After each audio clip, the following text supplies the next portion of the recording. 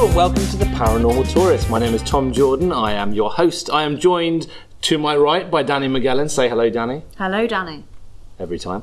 And I'm joined to my left by paranormal expert Ross Andrews. Bonjour. Our recordings are always a bit strange, let's face it, and a whole variety of odd things have happened that we sort of tried to force into being about the paranormal, but I think sometimes they're sometimes about power cuts and faulty equipment.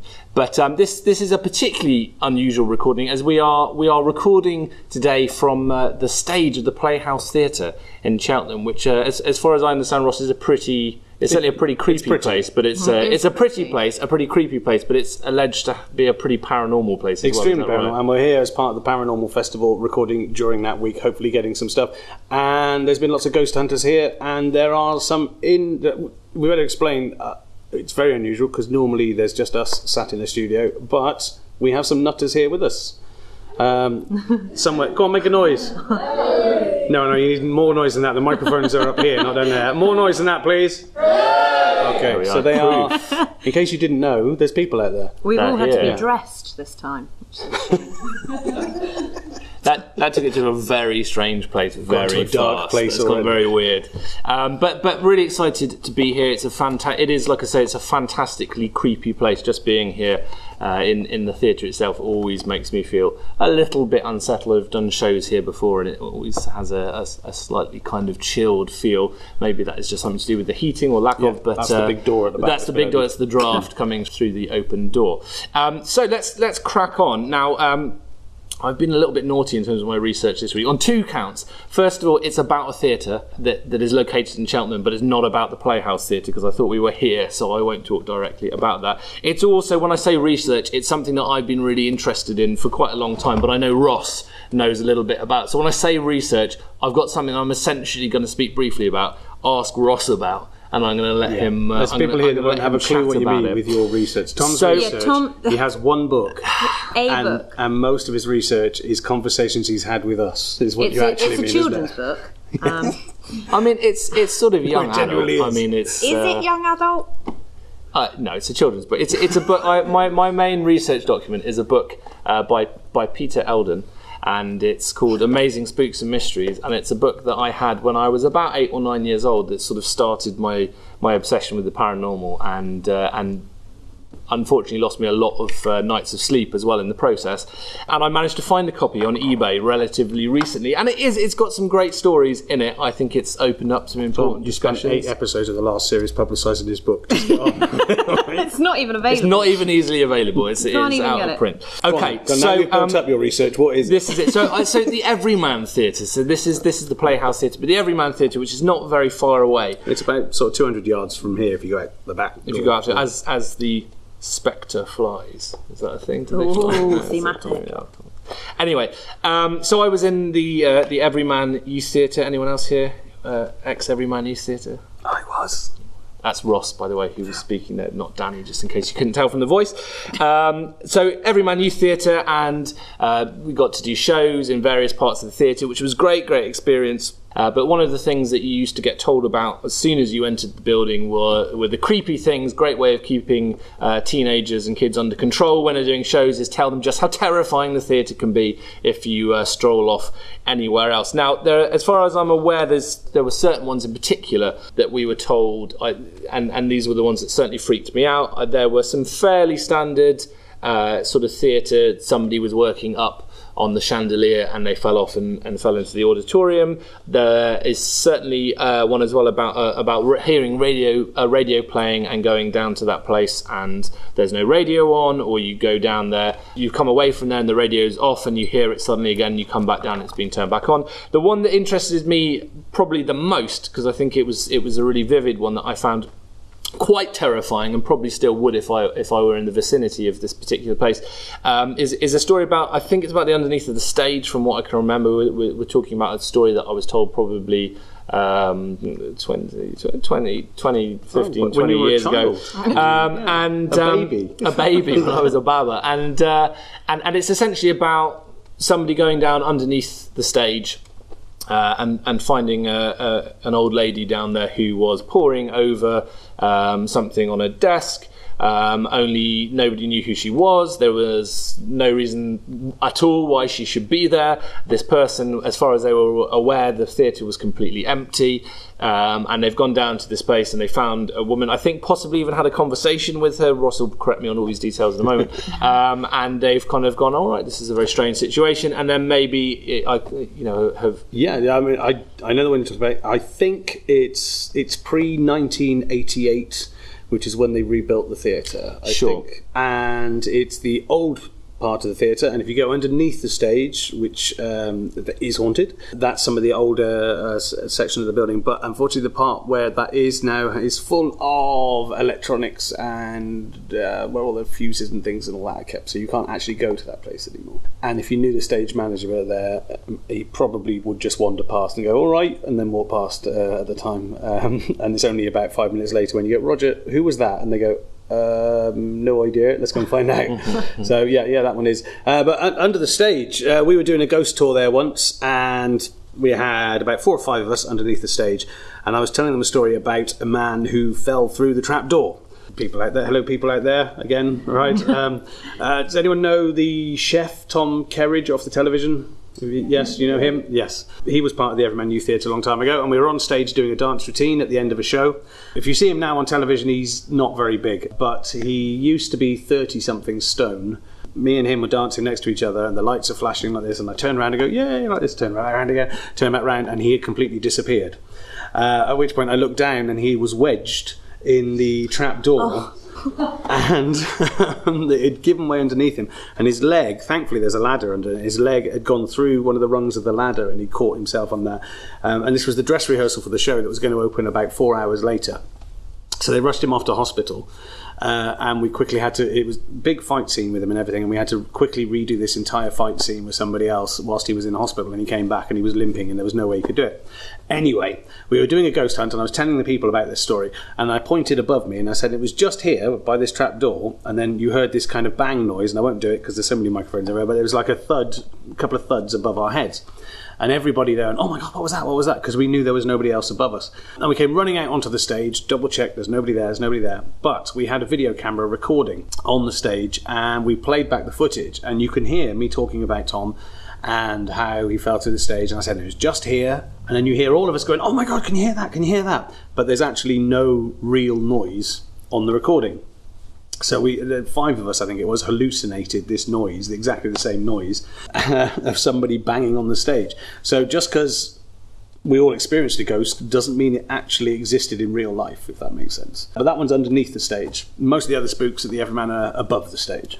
And it's certainly, I mean, and obviously, for people listening who are thinking, can I go and visit this place? Probably not underneath the stage, no. But certainly, it's a place. There's lots of shows going on there. I think there are tours that happen periodically as well. You can actually see ghosts in there during the daytime and so on. A friend of mine saw a ghost when Dad's Army were touring, and we went, are you sure? Was it a ghost wearing army uniform, wearing period dress and everything like that? Mm-hmm. They assumed it was somebody that was dressed up specifically because of the show, and it wasn't until afterwards, and they checked that there wasn't actually anybody up there, and they checked with front of house, and they said no, we haven't got anyone doing that. And then they went back and looked, because this is right up towards the gods, and the person wasn't there anymore. So yes, that's the Everyman Theatre. If you want to go, you can get backstage tours every so often, and ask them about the spooks whilst you're there. And it's an incredibly impressive theatre as well. It's a Matcham theatre. I believe it was an opera house. Yep, Frank Matcham designed it. As one actor once said, it's like acting inside a big pink Christmas cake.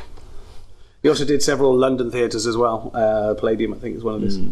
So there you are. Which I think we've covered on a previous series. Yeah, I think possibly, yes. Yeah. So if you're looking for a chance to possibly see a ghost, definitely see a show, and do all that inside a giant pink cake, then the Everyman Theatre is your place to go. Perfect for Hindus.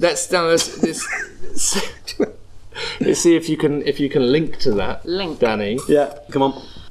Well, I was going to tell a couple of anecdotes. I love an anecdote. This is dangerous. One of them is about this very building. We can add sound effects, it's fine. So we pointed out where we are properly. The Playhouse Theatre, Cheltenham, Bath Road. Yes. Yes. The website, so we always have to give it the information. Yeah. Cheltenham it's cheltplayhouse.org, I think, isn't it? This one, www. Hopefully somebody out there is now checking that on their phone, so we haven't given out the wrong information. Is that right? No, they're looking blankly at me. They go, we've put our phones no away. one knows. We put our phones away so that we didn't ruin your If you Google recording. Playhouse Cheltenham, Very good audience you will find members. So yes, one anecdote about this, and then one anecdote, and regular listeners of our podcast may be familiar with my mother, affectionately known as... So we've got an audience here that only one person's listened to us. And you I- say your mother, she's referred to as your naked mother. Your Yes. naked mother. What is it? Well, actually, hang technically- on, so we're having the cheltplayhouse.org.uk. Thank Lovely. you very much. There will be a prize.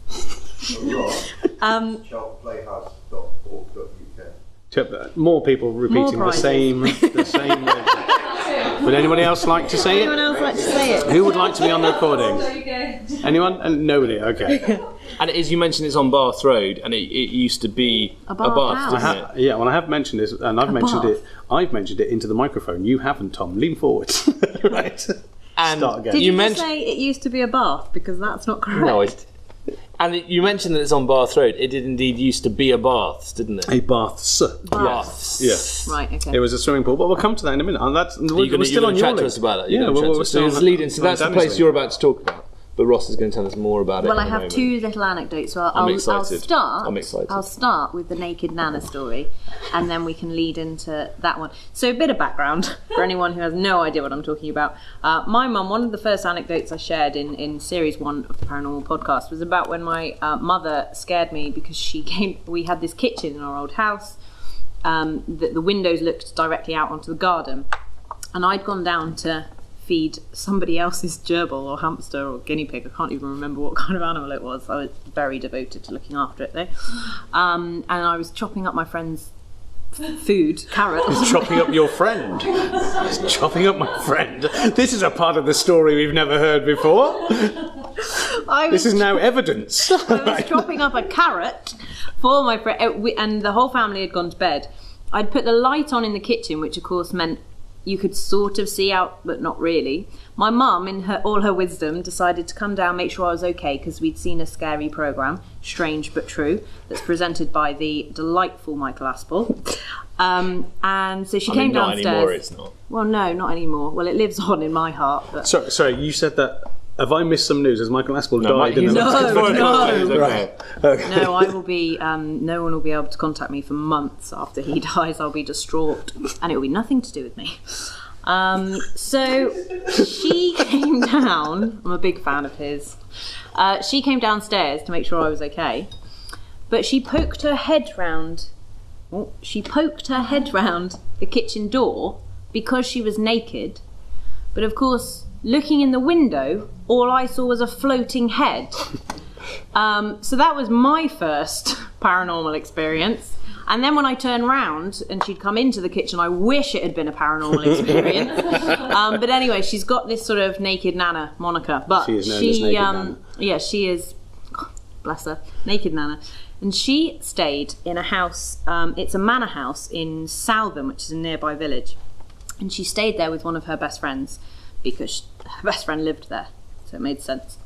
And during the night, she was in bed, and she was like, it was a big sort of 4-poster type bed, and she just heard this voice saying, you'll have to excuse the impression, I've been working on it. It apparently sounded like, get out. Nailed it. And Well, none of us can judge you on it. We no, weren't true. there, so. As far as anyone is aware, that was perfect.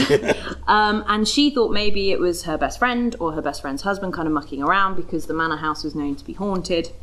So she sort of sat up in bed. They'd had it was rumoured, a couple of Bacardis. And so she thought maybe it was her best friend. Anyway, in the morning, she said to her best friend said to her, how did you sleep? And she said, not okay, but I kept hearing that scratching you were doing on the wall, and then when one of you did the get out joke, like it really frightened me actually. And her best friend said, what are you talking about? No, not so. That was the same Voice. Yeah. It was her. Her friend said, what are you talking about? Oh, her friend was Minnie Mouse. And she said, I didn't tell you before because I didn't want to frighten you, but a couple of people have had really bad experiences in that room, and in fact some have even said, can I just sleep on your couch because it was so frightening. Didn't tell my mum that. They'd all had a few Bacardis. They thought she'd sleep soundly. But apparently the manor house there, you can, well, I say apparently, You can. I've been there. You can drive past, and that whole area has a very old tithe barn where apparently there's been some things going on. The tithe barn does have access. And this is Southam, This is Southam, which is just near, sort of in between Bishop's Cleeve and Cheltenham. Yes, and very near Prestbury. Yes, and very near We've talked Prestbury. about before. If you stand in the churchyard, it's the most haunted churchyard in Britain because of the Black Abbot ghost that wanders about. In the most haunted village, in the most haunted area. So technically it is the most haunted place in the universe, and I defy any alien to come and dispute that with me. So if you're an alien out there listening, please do get in touch. Should we pause for a moment to see if anybody comes back on that? Or? And we're fine. Back in the room. That's where going back on the recording. There's a voice saying yes. Or get out. That's it. Yeah. So yes, that was my little. I just felt that Naked Nana needed something on this special to episode. launch a second series. And then my other one was about this very building, and yes. I was doing a dress rehearsal here for a charity show we were doing not even that long ago, and there were people on stage. And we're saying steps in the middle is in the audience. In the audience, yes, sorry. Steps in the middle of the audience, which are tiered, so you can, if you're sort of a few up, as I was, you can see slightly higher, and I was looking on the stage, and out of the corner of my eye, kept seeing a figure on that balcony there. For all you listeners, that balcony there. Now we all know what we're looking at. That balcony there. So if you're sat in the audience, the balcony on the right-hand side. Yes. Yeah. And if you're listening, just imagine a balcony. It's that. And I could see a figure in the corner, and I thought, must be the lighting guy, because we had, tech guy, lighting guy, all the rest of it. And then our lighting and tech guy came walking across the other balcony. If you're listening, just imagine one on the other side. For our audience, there.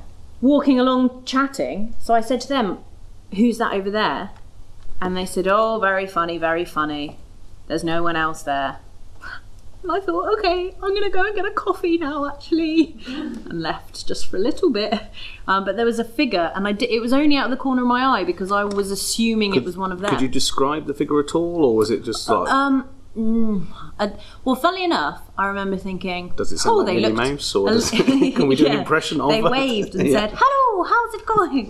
That did not sound like Minnie Mouse. I've lost it. I worked too hard on the get out impression. I remember thinking, one of them looks a bit like a woman because of the light.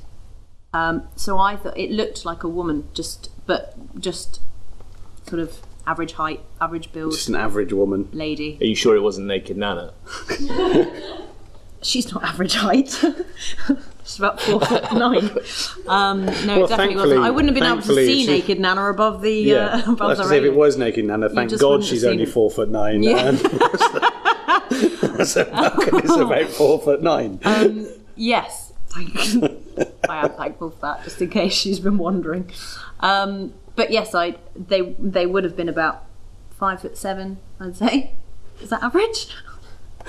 Well, it depends. A bit taller than me. You sure you want to go 5'8", 5'6"? Oh. No, I'm going to stick with 5'7". Okay, it feels like some weird auction going on here. 5'6", 5'7", 5'8", I can't quite decide at this point whether I want to avoid looking at the balcony or whether I want to stare at the balcony until something... Until you see something. There's lots and lots of stories, and I've seen a figure on that balcony that most people will describe as a female figure on that balcony. My drummer from our band, who do the theme tune to this show, as you all know, and he was setting stuff up in here, and he's seen a female figure on that balcony as well, and she's been seen about 3 or 4 times in the last year. I'm already feeling a bit uncomfortable sat with my back to the with the curtains sort of precariously slightly open. I should have closed them completely. I know, and then halfway through, just a hand. The hand just kind of would have been perfect. Creeping out. And then nobody says anything. Just on the recording, you just hear Tom go, "Ah," and then that'll be it. I'll leave that in. So it's Ross's turn to link now. What are you linking from? Linking from Naked Nana, as ever? Well, I'm still going to talk about this balcony. Are you going to balcony? Great, yes. great. We've been doing ghost hunts here for the last 4 or 5 days, and we had one of the cast members for the show that's on tonight in this very, very theatre. They were doing Ouija boards and stuff like that, and he experienced a particular thing, which I'm going to talk about in a moment. But he refused to join in on the stage when they were doing this, and he spent the night on the balcony pretty much because he kept hearing things up there and he wanted to actually experience it. So that's happened this week. There's been noises up there that people have been getting very excited about. So that's happened this week. We've had some sort of strange activity on the balcony. That sounds dodgy. Naked Nana has had strange activity on the balcony. Rather than a paranormal investigator. But with that balcony, I'll explain it because if you get a ghost tour here and paranormal tourists are doing the ghost hunt this evening, or at least one of you guys, I think, we get to go up on the balcony. And now the balcony... And people here, by the way, if you want to, after this, I'll take you up onto the balcony. You can see this. There used to be a glass roof when it was a swimming pool. And there was a big fire, and all the glass that's up there melted and came down, crashing down on here, and it's melted onto the floor still on the balcony. So if you walk, you can't walk up there barefooted because you'll be walking over broken glass. There's a song in that. I was going to say, we're not allowed to play it, so or quote it. No. Because we're in Cheltenham and we're in the Playhouse, we are talking a lot about the Playhouse Theatre. And I will now tell you about the ghost hunts that have happened here over the last 3 or 4 days and things that have... Because there's somebody in the audience who's actually experienced one of the things. Don't panic, I'm not going to get them to talk about it. But we were here the other day, setting up for one of the shows, and there was only 2 of us in the building. And it was all locked up at the front. The doors are locked over there. The doors are locked over there. And obviously, you don't know where there is. I'm pointing. Imagine a strange man pointing in places, saying there. That's me. There was the sound of somebody walking along this corridor to my left. So if you're sat in the auditorium and you look, you'll see a couple of swinging doors. There's a couple of swingers in the corner. All right, and those swingers were making noises, and it sounded like somebody walking down the corridor. And that got heard once in the day, and we went, well, there can't be anybody there, all the doors are locked, there's only us in the building. And later on, somebody called Harry was on stage rehearsing, and I had to leave the building, which meant she was here on her own, right? And I said, whatever you do, don't get killed by the ghosties, right? Joking as I walked out. I said, but if you do, could you at least make sure you filmed it? Right? So she was in here on her own for about 40 minutes, and then I came back in, and as I came back in, I came in with the other member of the cast of the show, and we both walked in together, and Harry was on stage as white as a sheet. And we went, you're right. And she went, no. And she's managed to record, and I'll put it on at the end of the podcast, or put a link to it. She recorded because she was on stage, and she said the atmosphere went weird and she could hear noises. So she started recording, and we've managed to record it. The sound of like some footsteps scurrying behind her, and you see on the footage, you hear this footage, and then she just suddenly turns round because you can see that that's when she's heard it. And then it ran off, if you're in the audience, ran off on the right hand side of the stage. If you're a theatrical person, that's known as stage left. It went running off stage left, and then she heard it go down the corridor like it was dragging something down the corridor. Then later on, this is all on the same day, later on that day, there was a Ouija board happening pretty much where we're sat now on the stage, and Nick was off stage left. And I was chatting away to him as they were doing this Ouija board, and we'd been up for hours and hours and hours, and I said, that's it, I'm exhausted, I'm going to have to go and sit down. So I walked onto the stage and sat down. And Nick stayed stage left, and he thought I'd walked off the stage down the corridor into the dressing room because he heard someone walk down the corridor, turn around and go into the dressing room, and then he walked onto the stage to see me sat on the stage, and everybody else that was in the ghost hunt was sat on the stage. At which point he went, no, you here, no, but there, and we had to go off. And so I came running over to say, what are you talking about? And he explained all this. At which point we then both heard something get dragged down the corridor, but everybody in the theatre was on the stage at the time. So that's this week. Wow. And we got a ghost hunt tonight to do hopefully a similar thing. Now, last night's ghost hunt, nobody here was at last night's ghost hunt, was there? No. Last night's ghost hunt, they were doing a Ouija board, sat on this stage in exactly the same place, roughly the same sort of time. And somebody had a torch and they put it down on the stage in front of us. So they were all Ouija boarding, and they said, is there anybody there? Can you give some indication that you're here? At which point the torch that nobody was holding turned itself on. Totally freaked out everybody that was on the stage. It was fantastic. And they all went, okay, can you turn the torch off? At which point it went off. And then they were doing some bit more Ouija boarding type stuff. And they said, okay, can you... The cup that they were using just stopped moving. It wasn't really doing much. And they said, can you do anything else to say yes? At which point the light went ping and just came back on again and stayed on. And they were going, okay. And they got it turned off again, and they said, okay, can you move to the light. Said, if you're here, can you move towards the torch and turn it back on? It went bang, came on again, and then went off. And so this carried on for about an hour or so, and they were getting very freaked, at which point my phone went off, and there was so much screaming going on. And it kind of ruined the whole atmosphere at that point, and it stopped. But later on, took that torch and another torch, which we've been using backstage, is like a lantern one that you can turn up and down to the brightness, and they took those downstairs. And directly underneath the auditorium, it's a swimming pool. Not a swimming pool you can still use. Technically you could flood it and actually fill it with water. But underneath this swimming pool area, we were down there doing some table tipping seance, and we had both of these torches down there, and the one was off, and that came on in response to them saying, can you turn the torch back on? So that came on. And then they said, can you do anything to the other torch? And we've been using these torches backstage all week, right? Because you can turn them up and down and be quite dim. And suddenly this torch just started getting dimmer and dimmer and dimmer and flickering off. And they said, oh, can you leave that one alone again and go back to the other torch? At which point it came back on again, and the other one then went on and off. And that happened for about half an hour last night at about 1 o'clock, 12 o'clock midnight. So what are the how do the ghost nights work? Like if well, you sit around in a dark room going, come on, where's the ghost? Where's the ghost? We've joined in, like tonight we'll be doing some Ouija boards, some table tipping, some scrying. We'll be doing, we have a bit of a ghost tour around the building. You get told about the 6 or 7 deaths that have happened in this building. We've had... The 6 and 7 deaths, that's not this week, right? That's going back. No, this week has been quite cursed. We've ended up with several people in hospital. We've ended up with injuries. The phone call that I got that interrupted the Ouija board was my wife, who had collapsed and had a bookshelf land on top of her. So, we feel slightly cursed this week. Everyone's dropping like flies. So wow. I'm not going to put it past us that we may have a death tonight. Although it will not be with the responsibility of the management. So yes. There's still time.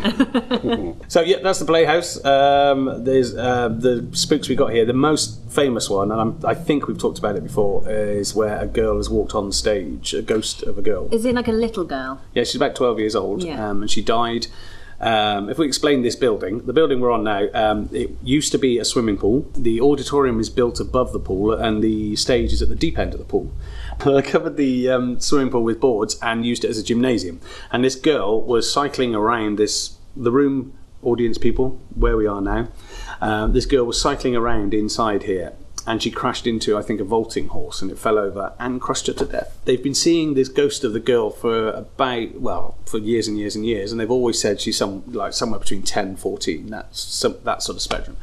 But it wasn't until last year that they managed to find proof that this ever even happened, and they found out that the age, I think, was about 12 years old. So it kind of confirmed something that people have been seeing for years.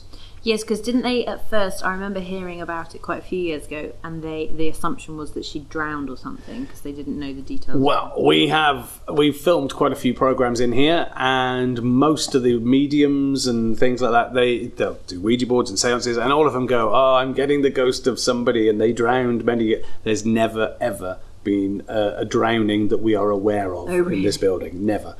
And they're quite well documented, the deaths. There was a suicide in one of the baths, in the treatment baths. There was a man who fell down and had a heart attack if you're in the auditorium, in the left side of the building. There was a man who was found in the workshop area, I think it was, digging through coal, and had gone mad and was taken to hospital and died that night. Wow. And they have no idea why.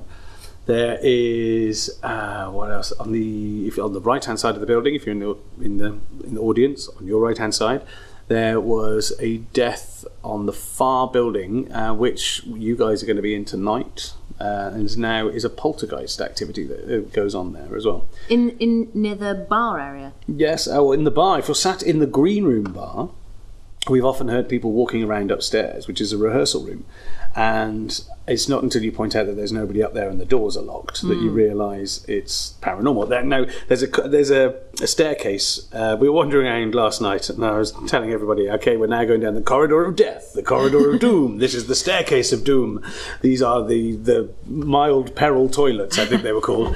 There's a staircase at the back of the building, and we had a ghost hunting group sat down outside this staircase. It's quite a big old staircase. And they were sat down outside the door at the bottom. And then there was another group upstairs, and there's a door either side of this. So you're in a corridor, there's a door, there's a staircase, there's another door, and there's another group in another corridor. And they were sat there for about 20 minutes, and each group was getting more and more annoyed with the other group because they kept coming up and down the stairs and making the stairs creak and so on like that.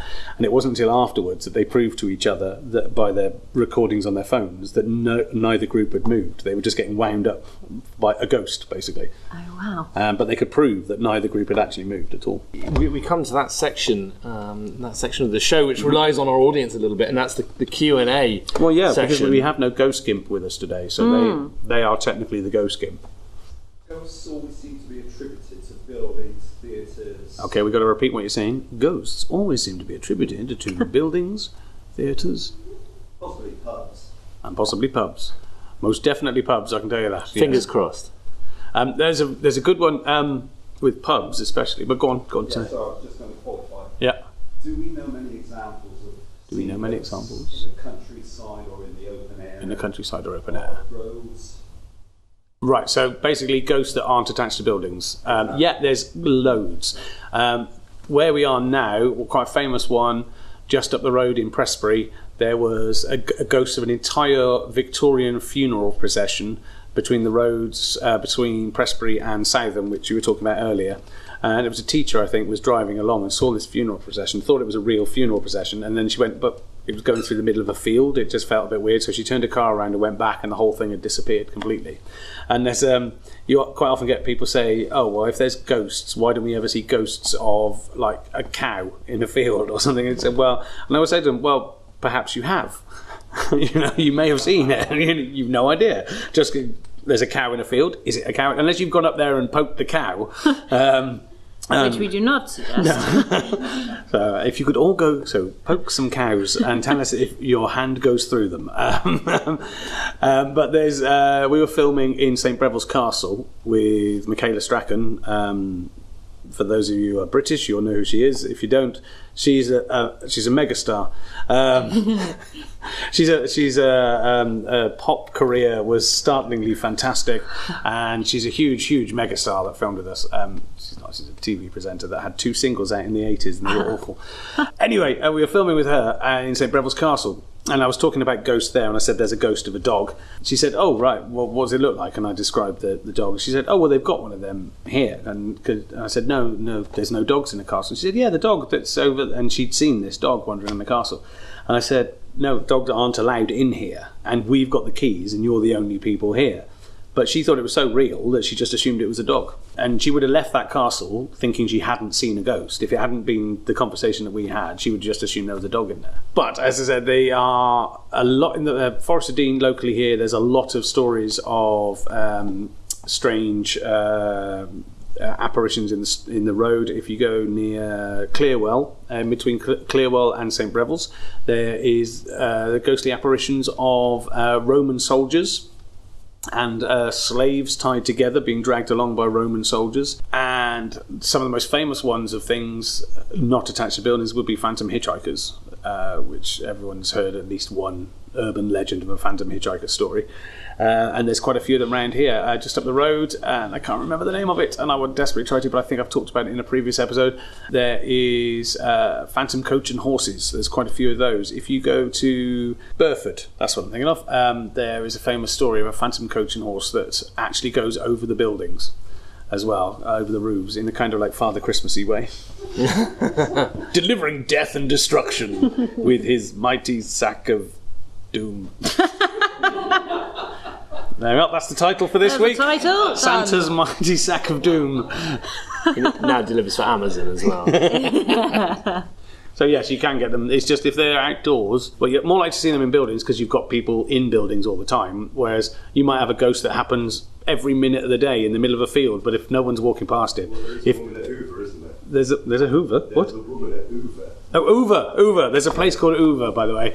I thought there's a woman with a Hoover in the middle of a field, is what I thought we were saying here. The dog at Hoover. Yes, the dog. Yeah. There's a field over it, and everyone keeps saying, "Who's that strange lady who's by the field?" And Yes. like, oh, you've seen her again, have you? Yeah, people will often. It's not until somebody actually says there's a weird person stood in that field, or there's a weird something over there. Somebody will turn around and say, "No, you've seen the ghost." So many people have probably seen these things and never realised they've even seen a ghost. For example, do you even know I'm real? Poke him. Don't poke me. I'm not a cow. How can we check to see if you're real, Ross? How can we do? What would be If our? I'm poked, do I move? If we poke to you, That's the well-known Scientific way. scientific Poke method. something and it moves, then it's real. Then it's real. There we are. Any other questions before we wrap up? We've got a question out. Oh, hang on a second. We got to repeat So the what girl you say. who wanders around here, what does she do? I think she works in a shop somewhere, and I think she's doing a degree in childcare and development. She just appears. She's actually been seen walking during an actual show. People went up to the director afterwards and said, I liked the show, didn't understand the significance of the girl who came out and stood next to the stage and then just walked off again. And that's happened several times. Stage manager, I went and asked him, and we came in one week and said, anything happened? And he went, yeah, yesterday I saw the girl. And she was stood, right, if I explain to people listening, if you're sat in the audience, on your right, which is called stage left, there is a stage management corner, and they might be operating lights, they might be sort of queuing things and so on.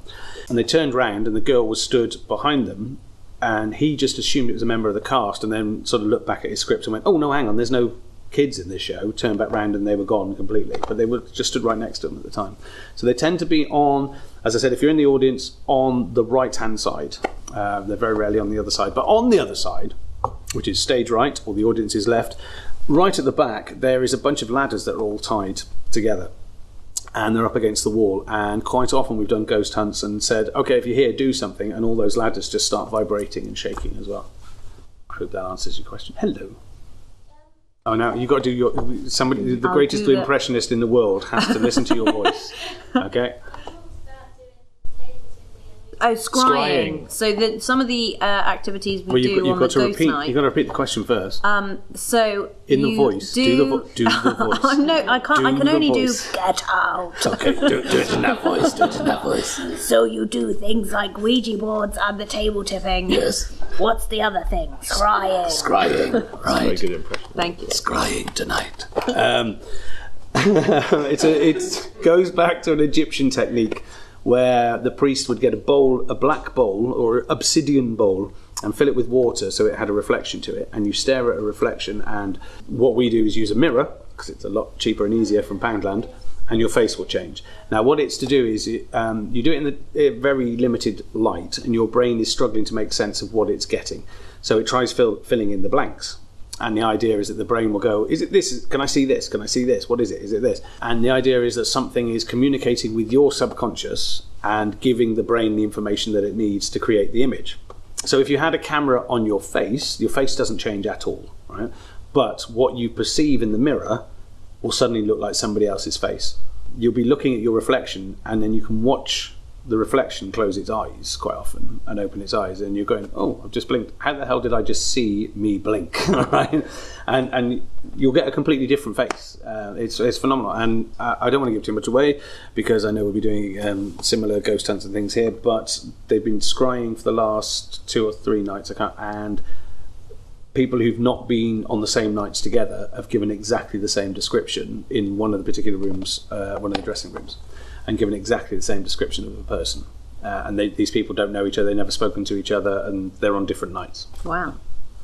See, ever since you first spoke about scrying, every time I go to the bathroom in the night, I'm like avoiding the mirror. I do that just anyway. in case. Yeah, I don't want to see in case I see myself. Yeah. Especially if I'm using my phone light, so there's like a tiny bit of So, light. I think do you live in a Dickensian? Yes, unfortunately, hovel I have somewhere? only my iPhone and no lights. Yeah, our light, because I have small children. If I turn the actual light on, it starts going with the fan. Oh, the extractor fan. Extractor Right, I fan. see. Yeah. Extractor fan. My impression of extractor fan. Yeah, the woman of many It voices. used to be a one-woman show. Like the guy So from Police it's Academy. too noisy, and I will do anything to avoid them waking up. So I just kind of. I mean, if they ever wake up, it's going to terrify them. The legend continues: this hooded figure with a tiny pinprick of light. So avoiding instead a of mirror. naked Nana, they're going to have strange naked woman who Cloaked is mother. lighting up various parts of her body with a torchlight. to avoid looking into any Going mirrors. "Ee!" as you're walking along. Yeah, that would be terrifying. Get out! And on that bombshell, I mean, it feels like a good place to finish, doesn't it? I think. Well, normally at this point we round up and say these are the places that we've talked about that you could visit. So if you wish to go to Danny's Victorian hovel, tickets then are she's available. open for business. So places you can go visit: the Playhouse Theatre, Playhouse Theatre and the Cheltenham, Everyman Theatre. the Everyman Theatre, And that's pretty much all we've a covered little bit here. of Prestbury again. Prestbury, yes, definitely. Southam. Yeah, Southam, You can go for a drive in through. Southam, see the Tithe barn. And if you This was to go to places that were affordable. places that Theatre affordable. is not The Everyman Theatre, yes, the Everyman Theatre is very expensive. The Playhouse Theatre is not cheap; it's inexpensive. For example, you could have gone to 2 shows here so far today for £10. They were kids' shows, and there's a show this evening that's only £10, and all the money is going to the Poppy Appeal. I mean, you definitely have seen a child sort of somewhere near the balcony, so that's almost like a guaranteed paranormal experience. Because there was a kids' show on. Because there was a child near the. Yeah. See a child. There was quite a few of them. On that advice, I think it's definitely goodbye from me. It's probably goodbye from Danny Magellan. Goodbye. I think it's likely goodbye from paranormal expert Ross Andrews. Very well. And it's also hopefully a goodbye and big a goodbye huge from the thank ghost you gimps. to our en masse Gimpets. ghost gimpets. Doesn't sound like a particularly rewarding we need to work title. on that. But a huge thanks to our audience who Is it- have You have been to say here with after us 3 today. goodbye. Yeah, goodbye from our audience. Good. 1, 2, 3. No, they've been stolen. Being stolen. Now, normally I just go, should we do that again? But no, forget it. That's what we're going to have. That's what we're going to put in. So goodbye That from is our what we're gonna audience. put in. We're That'll be all superb. suffering. Oh, is that the music coming in? Oh, Oh, is it? hello. Can you hear that? Isn't that a fantastic theme tune? love That's playing? it. I wonder if that's available. Oh, it's fine. Thank you so much.